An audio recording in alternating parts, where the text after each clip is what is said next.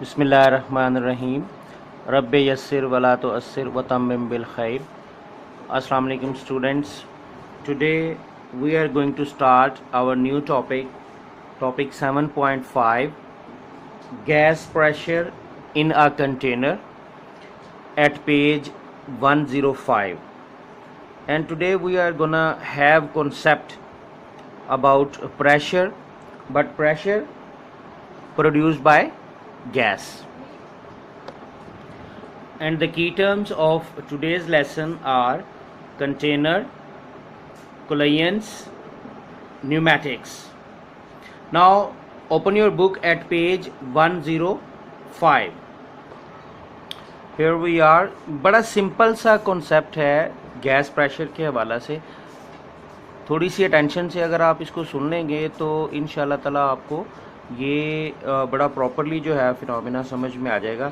In fact होता क्या है कि molecules of a gas in a container are in continuous state of random motion, यानी गैस के जो मॉलिक्यूल्स होते हैं ना, सपोज ये एक कंटेनर है और इसमें गैस के मॉलिक्यूल्स रिप्रेजेंट किए गए हैं, तो गैस के जो मॉलिक्यूल्स होते हैं वो हमेशा रैंडम मोशन में होते हैं। वो रैंडम मोशन में क्यों होते हैं? क्योंकि there is a space between the gas molecules के दरमियान स्पेस बहुत ज़्यादा होती है as compare to liquids and solids.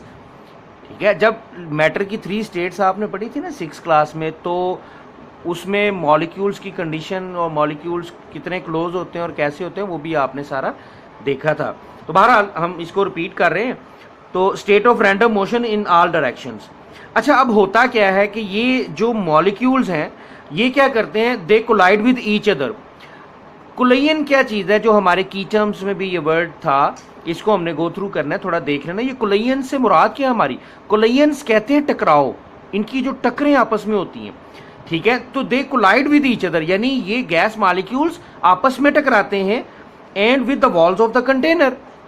ठीक है, और वो जो भी कंटेनर है, जिस वैसल में भी, जिस जगह पे भी, या जिस भी चीज़ में ये गैस को क्या किया गया है, कंटेन किया गया है, एनक्लोज किया गया है, तो उसमें कंटेनर, ठीक है, तो क्या है, उसकी वॉल्स के ऊपर भी टकराते हैं और प्रेशर एक्सर्ट करते हैं।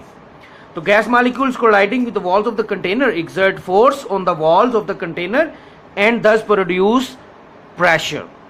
तो अभी तक जो हमने बात की, हमने ये कहा कि if we have a gas, ठीक है, मॉलिक्यूल्स ऑफ गैस, हमारे पास एक अमाउंट में गैस मौजूद है किसी कंटेनर में, तो क्या है कि गैस मॉलिक्यूल्स के दरमियान, गैस मॉलिक्यूल्स में जो इंटरमॉलिक्यूलर स्पेस है वो बहुत ज़्यादा होती है, और उसके जो गैस के मॉलिक्यूल्स हैं वो हमेशा मोशन में होते हैं, रैंडम मोशन में। तो दे कोलाइड विद ईच अदर, यानी मॉलिक्यूल्स आपस में टकराते हैं, और दूसरे नंबर पे क्या, with the walls of the container, container की वॉल्स के साथ भी टकराते हैं। ओके जी। अच्छा, अब क्या होता है, अब किस सूरत में हम गैस का जो प्रेशर है या फोर्स है वो बढ़ा सकते हैं? प्रेशर कैसे बढ़ता है उसको जरा हम देखेंगे। 2 कंडीशंस हैं अभी। आप ये सोचें कि सपोज ये हमारे पास एक ये जो बॉक्स सा बना हुआ है, ये जो एक कंटेनर है, इसमें जिस मिकदार में गैस मौजूद है, जिस वॉल्यूम में गैस मौजूद है, अगर हम ये करें, 2 चीज़ें हम इसके साथ कर सकते हैं। एक तो हम ये कर सकते हैं कि हम इसको कंप्रेस कर दें, इसका वॉल्यूम कम कर दें, लेकिन सेम गैस के साथ, मतलब गैस सेम रहे लेकिन इसका वॉल्यूम कम कर दें, तो फिर क्या होगा, वॉल्यूम कम करेंगे तो वो स्पेस कम हो जाएगी, तो कोलिजन्स और ज़्यादा बढ़ जाएंगी, और जो फोर्स एक्सर्ट करेंगे मॉलिक्यूल्स वॉल्स के ऊपर वो भी और ज़्यादा बढ़ जाएंगे। ठीक है, तो प्रेशर फिर इंक्रीज हो जाएगा। ठीक है, यानी हमने गैस वही रखी लेकिन क्या किया, वॉल्यूम कम कर दिया, तो उस सूरत में क्या होगा, प्रेशर ज़्यादा बढ़ जाएगा, प्रेशर इंक्रीज हो जाएगा, क्योंकि collisions, there are more collisions of the particles and with the walls of the container. ठीक है जी, एज अ रिजल्ट क्या होगा, प्रेशर इंक्रीज हो जाएगा। अच्छा, एक तो ये तरीका हो सकता है। दूसरा तरीका क्या हो सकता है, आप सोचें ज़रा, अगर सपोज हम वॉल्यूम इतनी रहने देते हैं लेकिन इसमें हम गैस और ज़्यादा, if we add more gas, same volume में, सेम कंटेनर में, सेम वॉल्यूम में गैस और ज़्यादा डाल दें, फिर भी क्या होगा, तो कोलिजन, गैस के मॉलिक्यूल ज़्यादा हो जाएंगे ना, तो कोलिजन्स ज़्यादा होंगी, कोलिजन्स बढ़ जाएंगी, और गैस के जो मॉलिक्यूल्स हैं आपस में भी ज़्यादा कोलिजन्स हो जाएंगी, और वॉल्स ऑफ द कंटेनर पे भी ज़्यादा फोर्स वो एक्सर्ट करेंगे, और प्रेशर इंक्रीज हो जाएगा। तो दो कंडीशंस हमारी बनी कि एक तो या हम गैस को बढ़ा दें, वॉल्यूम सेम रहने दें, तो तब भी प्रेशर ज़्यादा हो सकता है, या अगर हम वॉल्यूम को कम कर दें, गैस उतनी रहने दें, तो तब भी क्या होगा, प्रेशर इंक्रीज हो जाएगा, प्रेशर विल इंक्रीज। ओके जी, now we are going to define pneumatics. What do we mean by pneumatics? तो अभी अभी हमने गैस प्रेशर के बारे में पढ़ा है कि गैस कैसे प्रेशर जो है वो एग्जर्ट करती है, gases, how gases exert pressure on the walls of the container. तो the branch of science which deals with the study and applications of pressurised gas. तो प्रेशराइज्ड गैस की जो एप्लीकेशंस हैं, ठीक है जी, और उसकी जो स्टडी है, उसके मुतालिक जो स्टडी है, to produce mechanical motion produce करने के लिए इज कॉल्ड न्यूमेटिक्स। तो ब्रांच साइंस की वो ब्रांच जो है वो क्या कहलाती है, न्यूमेटिक्स कहलाती है। ये डेफिनेशन आपने याद भी करनी है और it's a part of, I think जो 7.2 आपका क्वेश्चन है उसका लास्ट पार्ट है ये। इसको आपने लिखना भी है और याद भी करना है। क्लियर है जी? वो आपने क्वेश्चन अपना अब कंप्लीट कर लेना है। अच्छा, now here at this situation I would like to clear confusion of your minds. एक कंफ्यूजन आप दूर कर लें, हम टॉपिक वाइज पढ़ते हैं और साथ साथ उससे मुतल्लिका जो क्वेश्चन होता है उसको हम साथ साथ लर्न एंड राइट करते चले जाते हैं। कई बार हमें ये देखने को मिला है कि एक क्वेश्चन है तो उसके 2 पार्ट सॉल्व हो रहे हैं हमारे, लेकिन अगले 3 पार्ट तो आगे चल के टॉपिक्स में है। तो इट डजेंट मैटर, आपने साथ साथ उसी तरह पार्ट्स में ही काम करते जाना है। मतलब अगर आपको पहले दिन ये कहा गया है कि पहला टॉपिक पढ़ा है और ये कहा गया है कि जी आप पहली 3 डेफिनेशंस बस करेंगे, पहले 3 पार्ट्स करेंगे, तो आपने पहले 3 पार्ट्स ही नोटबुक के ऊपर करने हैं। उसके बाद फिर जिसकी बारी आती चली जाए, वो क्वेश्चन जब कंप्लीट होगा तब हम उसी तरह उसको लिखेंगे। तो आज आप इसको न्यूमेटिक्स को लिखेंगे। It's a I think part number 5 of question 7.2। तो इसको आप लर्न एंड राइट करेंगे। तो एक एक्टिविटी भी है, बड़ी मज़ेदार किस्म की एक्टिविटी है, इसको हम थोड़ा सा देख लेते हैं, गो थ्रू कर लेते हैं। इसमें रिक्वायर्ड हमारे पास है सिरिंज, बल्कि ये एक्टिविटी आप कीजिए please. I request you to do this activity at your Holmes.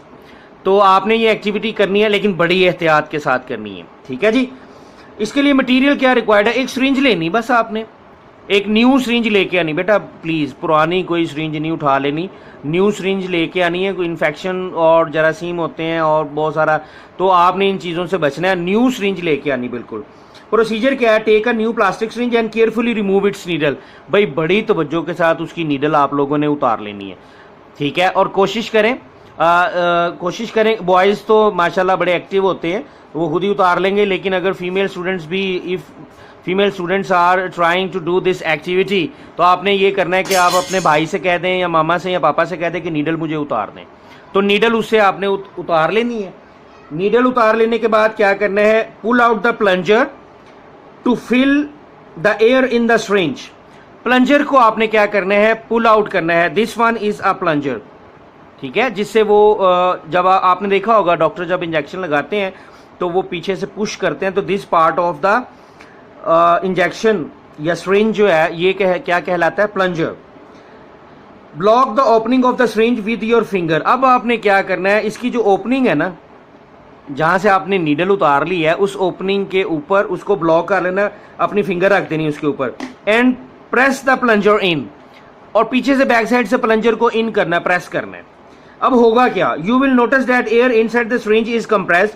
अब जो सिरिंज के अंदर जो एयर है ना वो कंप्रेस होगी, क्योंकि पीछे से आप प्लंजर को क्या कर रहे हैं, इन कर रहे हैं, प्रेस कर रहे हैं, इन कर रहे हैं, ठीक है।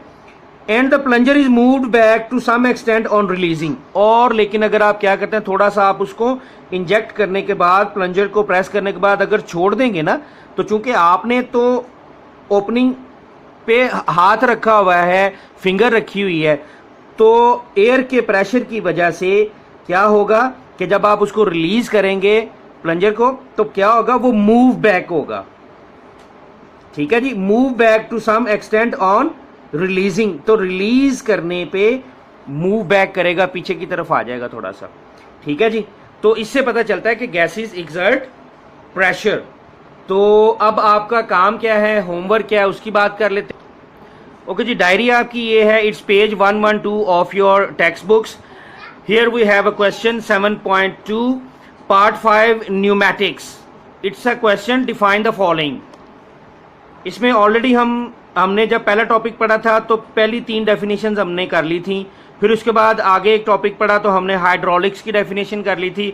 आज आप क्या करेंगे, 7.2 क्वेश्चन नंबर 7.2 पार्ट 5 न्यूमैटिक्स, इसको आप डिफाइन करेंगे और राइट डाउन भी करेंगे और लर्न भी करेंगे. बहुत आसान काम है, कुछ भी नहीं, एक डेफिनेशन है, उसको आपने लर्न एंड राइट करना है. ठीक है जी. हाँ, जितना हमने पढ़ा है उसको दोबारा गो थ्रू जरूर करना है. आप रीडिंग जरूर किया करें बुक से. इसके क्या है, इससे क्या होगा आपका फ़ायदा कि एक तो रीडिंग की आपकी जो फ्लुएंसी है वो इंशाल्लाह अच्छी रहेगी, आप फ्लुएंसी के साथ पढ़ने के आदी रहेंगे. और दूसरे नंबर पे आपको इसका फ़ायदा ये होगा कि जहन में दोबारा से सारी बातें रिवाइज हो जाती हैं और टॉपिक अच्छे से हमें समझ में आ जाता है. तो डायरी की आपको समझ लग गई जी. Part number 5 question 7.2 learn and write, pneumatics की डेफिनेशन लिखनी और याद करनी है. Thank you so much. अस्सलाम वालेकुम.